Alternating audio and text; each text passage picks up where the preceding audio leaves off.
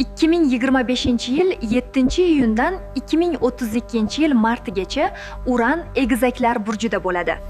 Bu yangi fikr, yangi ong va yangicha aloqa davrining boshlanishi. Uran inqilob, texnologiya, erkin fikr va yangilanish sayyorasi. Egizaklar burji esa aloqa, bilim, axborot va fikr oqimi belgisi. Bu ikki kuch birlashganda insoniyat fikr, so'z va ong darajasida evolyutsiya bosqichiga o'tadi.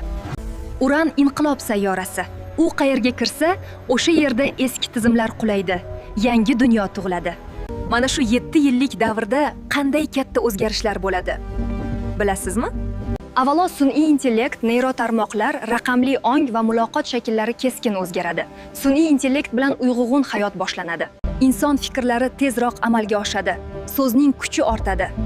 Har bir fikr kuchli energiyaga aylanadi. Eski e'tiqodlar, qo'rquv va fikr cheklovlari buziladi. Erkin tafakkur asosiy kalit bo'ladi. Yangi axborot kanallari, telepatiya, intuitiv tushunish rivojlanadi. Insonlar bir-birini so'zsiz his qilishi kuchayadi. Shuningdek, ta'lim tizimi, til va fikrlash paradigmalari yangilanadi.